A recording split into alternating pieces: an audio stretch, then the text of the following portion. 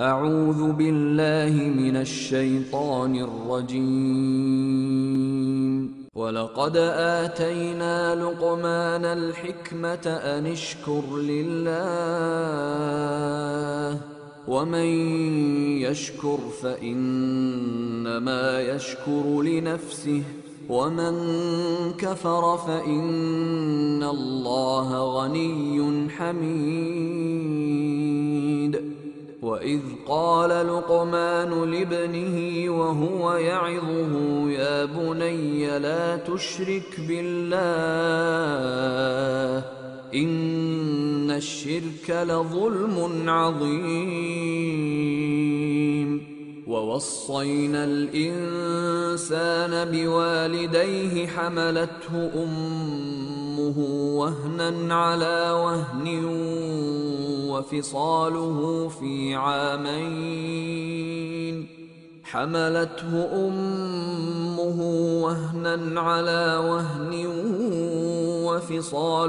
في عامين أن اشكر لي ولوالديك إلي المصير.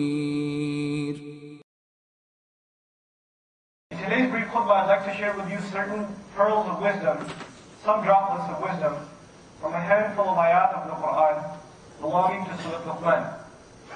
These are very famous ayat, they are recited often, even they are the subject of khutbah often. So I'm sure you are familiar with them already. But there are certain subtle beauties and certain aspects of Quran's wisdom that get overlooked in these profound ayat that I'd like to highlight before you, inshallah ta'ala. Allah Azza wa Jalla begins by saying, وَلَقَدْ آتَيْنَا لُقْمَانَ الْحِكْمَةِ. It is no doubt that already we have granted Luqman wisdom. From the very beginning we learned Allah Azza wa Jalla did not just tell us that Luqman was wise. He didn't just say that he was wise. Allah began by saying he is the one who gave Luqman wisdom. The passage begins with a favor that Allah attributes to himself. Allah is the one who gave wisdom to Luqman. From this already we learn a lesson. Wisdom, knowledge, these scholarship, these sorts of things, they are not the dominion of any person. When we praise someone for their knowledge, when we praise someone for their wisdom, this is actually incorrectly directed at them, because Allah Azza wa Jalla is letting us know that that wisdom that any person has, any good knowledge that a person has, from whatever ounce of it that they have, it is from Allah Azza wa Jalla Himself. They get no credit for it. The credit, the hamd goes to Allah Azza wa Jalla. وَلَقَدْ آتَيْنَا لُقْمَانَ الْحِكْمَةِ. The second thing here is Allah Azza wa Jalla did not just say al-ilm, knowledge. He said hikmah, which is commonly translated wisdom. So a brief, simplified distinction between knowledge and wisdom is important. You should know what the difference is between having knowledge and having wisdom. At the very basic level. This is a long discussion, but to simplify the matter, just because you have knowledge is no guarantee that you have wisdom. They're not the same thing. You need knowledge to have wisdom, but just because you have knowledge is no guarantee that you have wisdom. In a simple definition, wisdom would be that you have good knowledge, beneficial knowledge, and then you act upon that beneficial knowledge to benefit yourself and to benefit others. In other words, if you have really good knowledge but you don't act on it, that's not very wise. I mean, think of a business example. Somebody tells you a really good job opportunity or a really good business venture. You know about it, you're convinced of it, but you don't do anything about it. It's not very wise of you not to take advantage. Wisdom would be you get the beneficial knowledge and you act upon the beneficial knowledge. You learn, even as a child, the child learns that fire burns. Now he has the knowledge. Wisdom would be not to touch the fire. So not just having knowledge, but acting upon that knowledge. Taking advantage of that knowledge. That is wisdom. That is wisdom. So a lot of times we attribute wisdom and make it the same as knowledge, but actually they're two different things. And one is a subset of the other. Wisdom is higher, wisdom is the whole thing, and knowledge is a piece of it. Knowledge, and then with it, the action. So Allah Azza wa Jalla, He tells us about Luqman that He had granted him wisdom, which tells us that there were two things that were already in the character of Luqman radiallahu anhu. The two things are that he was knowledgeable, and at the same time he acted upon that knowledge. He acted upon that knowledge. And it is because of this introduction that the next part of the ayat makes profound sense. SubhanAllah, the accuracy and the precision, and just the beauty of the words of Allah Azza wa Jalla. What is the manifestation of that wisdom? Allah could have told us the wisdom is that shukr belongs to Allah. In shukru illa lillah. Ashukru lillah. This is not how Allah phrases it. Allah Azza wa Jalla says, anishkur lillah. That you be grateful to Allah. In English we call this the imperative, the command. Be grateful to Allah. Because if we just had knowledge, knowledge is great. We should make gratitude to Allah. Or gratitude belongs to Allah. Thanks belongs to Allah. That's knowledge. But how does that knowledge turn into wisdom? When you actually thank Allah. When you obey. When you take that knowledge and turn it into action. Which is why Allah Azza wa Jalla phrases it in a form that demands action. And ishkur lillah. Be grateful to Allah. You have to pause here a little bit and understand some things about gratitude. Some brief things about gratitude. This is an endless subject. But at the very least, gratitude can be sincere and insincere. Gratitude could be lip service, and it could be something more. When Allah Azza wa Jalla commands, as part of the ultimate form of wisdom, to be grateful to Allah Azza wa Jalla, it should not be understood simply as reduced to lip service. It is something that is felt in the heart. When you thank someone by the lips, and when you thank someone from the bottom of your heart, there's a difference. There's a difference.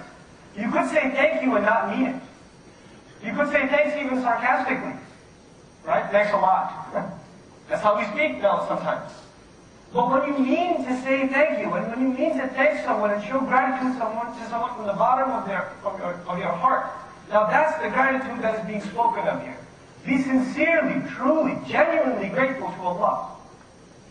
This is actually very important because this subject of gratitude, in our scholarly tradition, it is tied with another subject of a sabr, patience, perseverance. Shukr and sabr, they're tied together. The question arises, why are they together all the time? Even in this passage, we find a few ayat later on, there's mention of sabr. وَاصْبِرْ عَلَى مَا أَصَابَكَ. Have sabr over whatever falls upon you. So shukr and sabr, gratitude and patience, they go hand in hand. And I want to simplify this subject for you, inshallah ta'ala, and for myself as a reminder. What is the basic relationship between them? You know, you go to your kitchen, you open the fridge, and there's all these kinds of drinks. You wanted orange juice, there's all these different kinds of juice and soda, the only thing missing is orange juice. That's what you want. At that moment, you can say, oh man, we're out of orange juice. You just displayed a lack of patience. You didn't have patience. And if you had real patience, then instead of complaining about what you don't have, you would be grateful for what you do have. For what you do have. So when you don't have patience, then you don't have gratitude. They're very simply connected together. It is because of this in a lot of married relationships. When you say how's you think of your wife or you think of your husband, you can think of all the things that they do wrong. All the things that test your patience. But if you were a true believer and you understood the wisdom Allah is teaching here, what do you think of first? All the things that your spouse does for you that you should be grateful to Allah for, what a blessing they are. What Shaitan wants from us is to think of all the things we should be ungrateful for, complain about, lose patience over. So we need sabr. And once we have sabr, we can truly have shukr. These are two things that go hand in hand. Anishkur lillah. Be grateful to Allah. Then Allah Azza wa Jalla gives a profound axiom, a universal principle. وَمَنْ يَشْكُرْ. And whoever is to show gratitude, فَإِنَّمَا يَشْكُرُ لِنَفْسِهِ. Then he's grateful only for himself. He's only seeking to benefit himself. You know, when I thank someone, I do it for them. Because it's rude not to thank someone that does you a favor. You have a flat tire, and somebody helps you fix it, the least you can do is say thank you. Now that thank you is supposed to be, this is the least I can do for you. Or here's a thank you, $20 or something. It's an expression of gratitude. It's an expression of gratitude. But Allah Azza wa Jalla says this expression that is directed at someone else, actually, even in Allah's case alone, it is directed back at you. When you are grateful, you're actually only grateful for your own self. Because Allah rewards the believer for being grateful to Allah. Nobody else rewards you for being grateful. When you thank someone, they don't reward you. You did such a good thing by thanking me, here's some reward. No, no, no. I deserve that thanks. But Allah Azza wa Jalla, His dominion, we cannot add to it by thanking Him or by not thanking Him. It is already complete. It is already infinite. Allah is in no need of our thanks.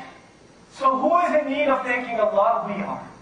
When Allah commanded us to thank Him, it is a favor He did to us. It is a favor He did to us that He taught us to thank Him. SubhanAllah. We thank Him even for that. SubhanAllah. Anishkur lillah. وَمَنْ يَشْكُرْ فَإِنَّمَا يَشْكُرْ لِنَفْسِهِ. Whoever shows gratitude does so for his own self. وَمَنْ كَفَرَ. Now the word kufr, I think all of you know, even if you're not students in the Arabic language, kufr means disbelief. Also in the Arabic language, kufr means denial. Meaning it could imply denial of a favor. Usually the opposite of kufr is iman. Allah mentioned الَّذِينَ آمَنُوا, and opposite الَّذِينَ كَفَرُوا. Right? These are opposites. In this ayah, the beginning is not talking about وَمَنْ يُؤْمِنْ فَإِنَّمَا يُؤْمِنُ. No, that's not what he says. He said وَمَنْ يَشْكُرْ. Whoever shows gratitude. So now Allah has given us two comparisons. One comparison is between iman and kufr. Faith and disbelief. And the other contrast is between gratitude and kufr. Either you are grateful or you are in kufr. You deny the favors of Allah. You're in denial. It's a profound statement. SubhanAllah. The other thing you notice, those of you that speak or understand the Arabic language, يَشْكُرْ فِعْلِ الْمُضَارِعِ. It's the present tense. Whoever shows gratitude. وَمَنْ يَكْفُرْ لَا وَمَنْ كَفَرَ. Past tense. الْفِعْلِ الْمَاضِي. Whoever disbelieved. So when he spoke of gratitude, he spoke about it in the present tense. When he spoke about disbelief or ingratitude, he spoke about it in the past tense. There's a difference. We were expecting the present tense. But the difference is there's a beautiful, beautiful lesson just in that alone. In the Arabic language, the present tense is actually present continuous. Something that happens all the time, continuously. Like our gratitude, it's not something you do one time. You don't just say Alhamdulillah, Ashkurulillah one time. You gotta keep going. Every living moment the believer has is an opportunity to do shukr to Allah. It is something that's supposed to continue. And in the Arabic language, the past tense is something that happens one time. Okay, this is a single incident. And by putting kufr in the past tense, we learned a couple of important lessons. How many times do you have to do kufr before everything else is wiped out? All your other good deeds are gone. Just once. وَمَنْ كَفَرَ. You don't have to even waste your time doing it over and over. You do it once, everything else is wiped away. SubhanAllah. And also we've learned from this a lesson that your kufr should become a thing of the past. It shouldn't be, your denial of Allah's favors is not something that should continue. So what we're learning here is the big picture is there's iman and there's disbelief. But there's the more subtle, the sensitive understanding that the believer has. That this disbelief can take very subtle forms. And one of its subtle, undetected forms is I am not grateful to Allah's favors. I don't recognize from the bottom of my heart the favors Allah has done for me. This kufran and ni'mah. Denial of Allah's favors. Denial of the ease Allah has given to us in our lives. So the first ayah, وَمَنْ كَفَرَ. Now when Allah spoke of gratitude, He said, وَمَنْ يَشْكُرْ فَإِنَّمَا يَشْكُرُ لِنَفْسِهِ. Whoever thanks for who? Himself. But when Allah spoke of kufr, He didn't say whoever does kufr harms himself. Allah Azza wa Jalla actually said, وَمَنْ كَفَرَ. Whoever disbelieved, whoever wasn't grateful, didn't show gratitude, then this person's mention has been discontinued. Allah doesn't even mention him anymore. Allah mentions Himself, فَإِنَّ اللَّهَ غَنِيٌّ حَمِيدٌ. فَإِنَّ اللَّهَ غَنِيٌّ حَمِيدٌ. Allah Azza wa Jalla is ghani. He is free of need. He has riches and treasures beyond, nobody can fulfill His needs. Allah Azza wa Jalla is beyond the needs. And Hamid, He is self-praised. In and of Himself, in His existence, He is praised. Constantly praised. And by the way, Hamid is a more powerful word than mashkur. That He is thanked. Allah said Hamid. So your shukr is it doesn't even come close to Allah's hamd. Hamd is even more powerful. Allah is in no need of your hamd or your shukr. You are in need of it. You need to make shukr come to Allah Azza wa Jalla. So Allah makes the person who does kufr forgotten. فَذَلِكَ الْيَوْمَ تُنْسَى. That day you will be forgotten. You will be forgotten. This person is not even mentioned anymore, which is an indication that Allah Azza wa Jalla has forgotten about him. Because what did he do? He forgot to thank Allah Azza wa Jalla. وَمَنْ كَفَرَ فَإِنَّ اللَّهَ غَنِيٌّ حَمِيدٌ. One of the most profound aspects of the wisdom in these ayat is what is coming next. Allah Azza wa Jalla speaks of Nouman talking to his son. You've heard this many times. وَإِذْ قَالَ لُقْمَانُ لِابْنِهِ. When Nouman said to his son, وَهُوَ يَعِدُهُ, while he was advising him.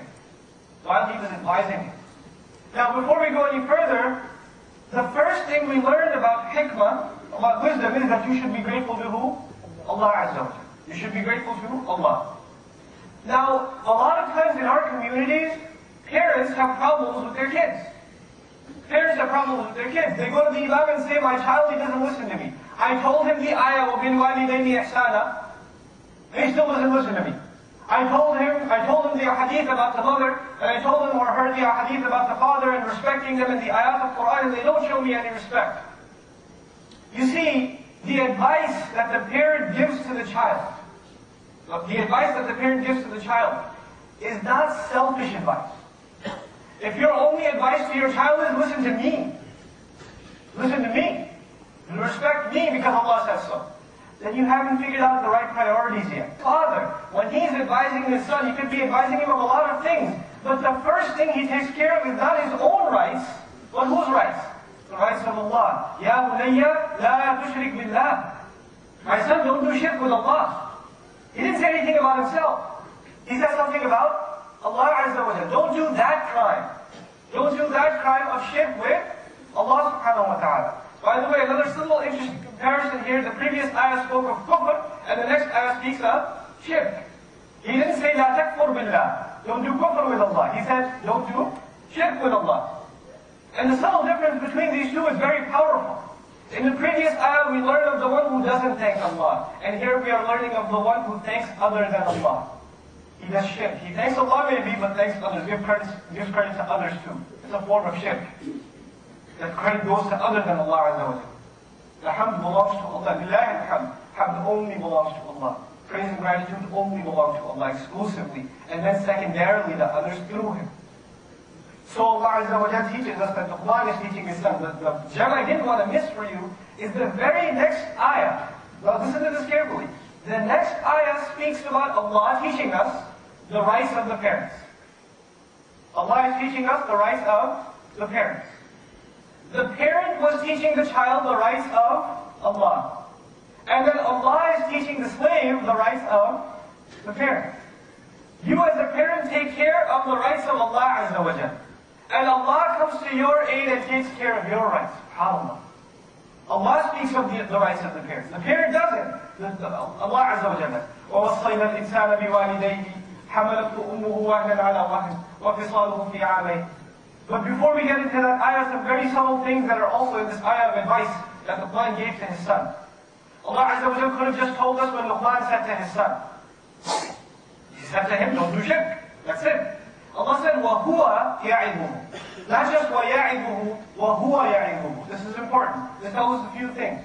The first thing it tells us is the tone, the mannerism, in which Allah's, the slave of Allah spoke to his son. The tone he used to speak to his son.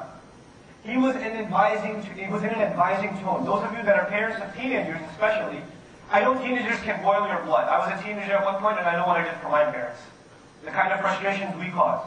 So it's very natural for you to yell at them when they come. Why were you so late? Why are you not listening?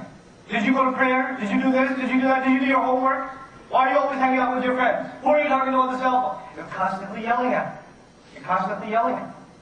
But now, what I want to share with you is this wisdom Luqman had. If you want to affect the behavior of your child, the tone in which you speak to them has to be one of advice. One of, friendship. Soft tone. وَهُوَ يَعِظُهُ. And even then he said, Ya bunayya, oh my beloved son. Oh my beloved son. No name calling. No insults being hurled at the child. Especially in our times, kids, they learn to inflate their ego, because that's the culture in high school. The bigger ego you have, the cooler you are.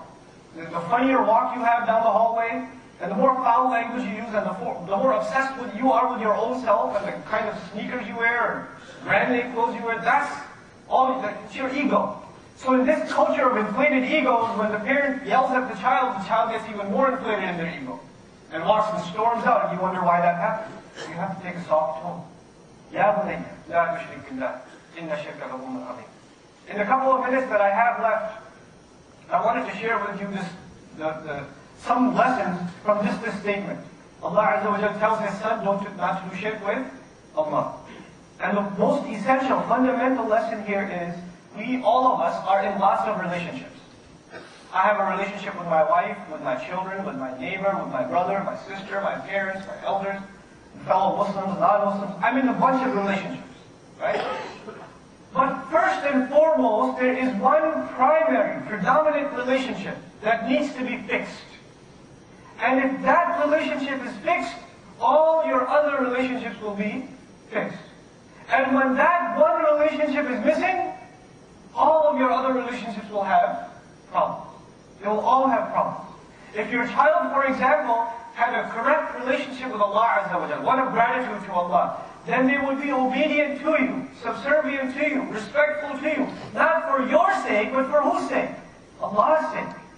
You would be good to your wife, and the wife would be good to the husband, not for each other's sake, but for whose sake? Allah's sake. So the first relationship to sort out, the first relationship to fix in our lives is the relationship we have with Allah subhanahu wa ta'ala. Once that is in order, everything else comes into order. And when you find that your relationships in your family and your friends, they are not in order, they're problems, then you can tell the source of that problem is what? The relationship you have with Allah subhanahu wa ta'ala. This is the ultimate wisdom that is being taught to us here. And then finally, and I want to take the last 5 minutes before we break for salah, inshallah ta'ala, just on this one thing. Allah taught Nouman wisdom. This wisdom is not to do shirk with Allah and to be grateful to Allah Azza wa Jalla. He transfers it down to his kids. He tells his son not to do the same. Saves him from shirk. But then Allah Azza wa Jalla, before continuing with the advice, stops and ensures that we learn about the rights of the parents. He ensures that we learn about the rights of the parents. وَوَصَّيْنَا الْإِنسَانَ بِوَالِدَيْهِ. We gave the human being a will, a legacy, important advice, injunction, in regards to both his parents. وَالِدَيْهِ, both his parents. In Arabic, there are 2 words for father, at least. Walid and ab. 2 words for mother, walida, and The ayah begins with walidayhi. But hamalathu walidatuhu? No. Hamalathu ummuhu. The wording changes. Walid in Arabic, or walidah, is the physical father. The biological parents. Walidayhi. In our culture, the culture we live in today, there's all this, what's in it for me attitude. Meaning you're bad to your parents, the non-Muslim is bad to his parents. And we say, why are you so mean to him? Oh, he didn't used to come to the baseball games. He wasn't there for me. What did he ever do for me? Why should I be good to him when he was no good to me? If he was good to me, I'd be good to him. It's like a business relationship. Allah Azza wa Jalla did not put that condition on us. It is unconditional that we have to be the best to our parents regardless of if they're fair, if they're not fair, if they're nice, and if they're not nice. If they understand you or they don't understand you. If they punish you or they don't punish you. They're good to you and they're not good to you. Doesn't matter what they do to you, not for their sake, but for whose sake? Allah's sake, you have to be the best to them. It is not conditional. It is unconditional.